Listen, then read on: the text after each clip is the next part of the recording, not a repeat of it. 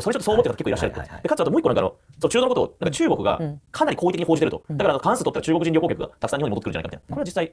どうなんですかね。これでもちょっと中国ずっとやってきたから言いますけど、今回の基本政策、この中に外交安全保障でもちろんいろんな公約があるわけですよ、中東って。でもその中であえて基本政策に中国入れてるんですよね。いきなり中国には毅然とした対応するっていうところから始まるんですよ。この新しい政策基本政策、我々の。だからそこのところはお互いに両党の政策責任者が話して、中国に対してやっぱ言うべきこと言わなきゃダメよねって。もちろん戦略的互恵関係なので、経済的にもすごい絡み合ってるので、そこのところは協力、お互いにやっぱりこのそれぞれの国益のために連携するところは連携するっていうのはもちろんあるんですよ。ただいきなり初っ端から出てくるのは、中国には毅然とした対応するっていうのがまず出てくるんですよ。なるほど。これはだから両党とも多分そういう認識かなと思います。